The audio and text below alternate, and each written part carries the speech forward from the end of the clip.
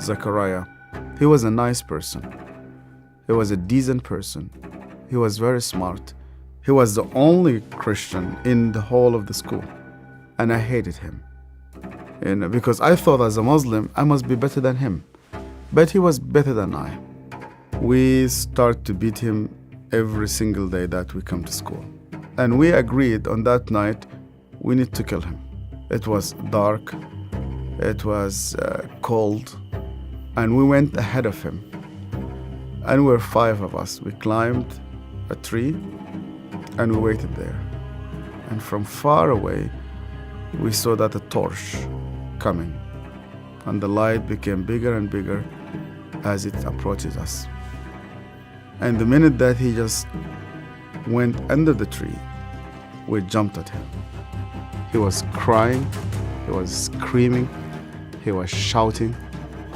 We broke his arm, we broke his leg. He started to bleed.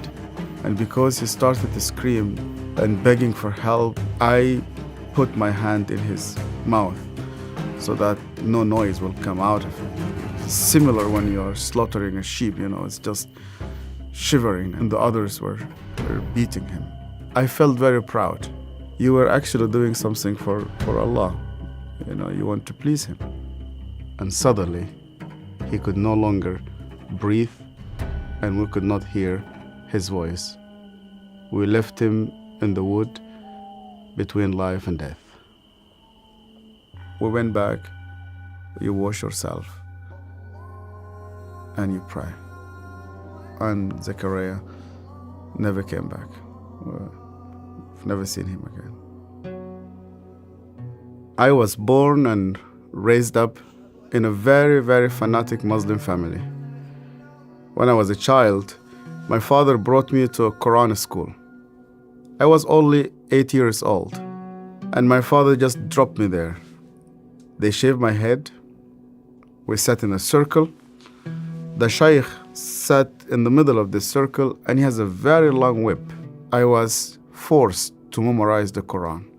Every mistake that you do, this whip will just come right in the middle of your head. You're not allowed to cry, because in our culture they tell you men never cry. I was crying every single night.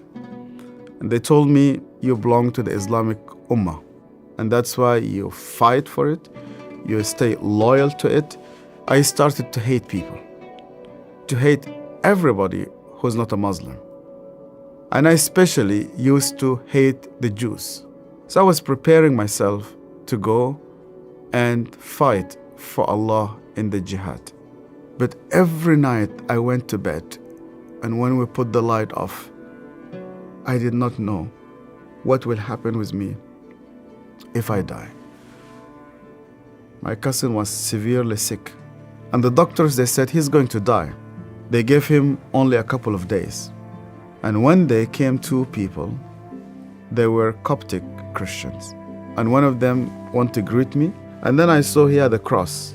And then I pulled my hand back. I said, well, I'm not going to touch a hand with a cross. And then he said to me, we hear that this child is sick. We would like to pray for him. And only out of politeness, I told them, okay. And they started to speak to God like a person that he speaks to his friend. They said, God, please heal this child. The minute that they said Amen, this child opened his eyes for the first time in 4 weeks. He started to move his hands. He started to speak. He sat down in his bed and he started to walk.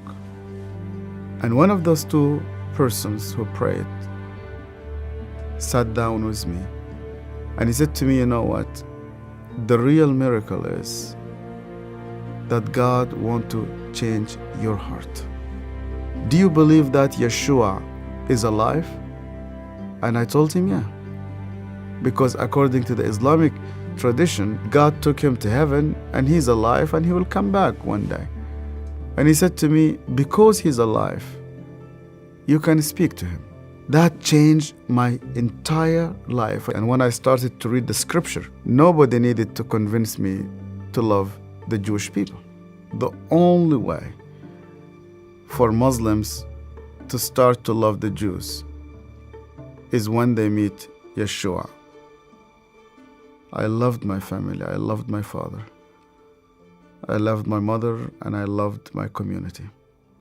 And when I decided to follow Yeshua, my grandfather and my father said to me, "You are no longer one of us." They made a funeral. They invited friends and family. They brought a coffin to the cemetery, and they said, "Our son is dead."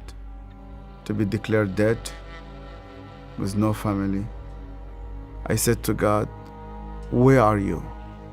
I heard this voice, and this voice told me, "You know that the grave where your name is written, you know that grave is empty. And guess what? My grave is also empty." I went to Egypt for the first time after many years, and I was in a pastoral conference. And one of the Sudanese pastors came to me. It's an elderly man, gray hair. He started to speak to me, and he asked me, "Where did you come from?" I told him my story. He started to cry. And then I asked him, "Why are you crying?" And he said to me, "Do you remember me? My name is Zachariah." And suddenly, I remembered him. The last time I saw him, it was in that dark night. I could hear suddenly the way that he was screaming, even though that was 25 years. Suddenly, I started to see his broken arm and broken legs. I started to see the scars which I caused him. I started to be full of shame.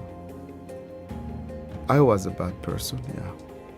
I was terrible. So Zechariah looked me straight into the eye again, and he said to me, "Yasser, because you hated me so much, I was always praying for you." He opened his Bible, and the minute he opened his Bible, I saw that my name was written in the first page. I hated him. He prayed for me. On that day, God confronted me. He said to me, "Even before you start to think about me, I was thinking about you. To love those who hate you, you need someone whose name is Yeshua."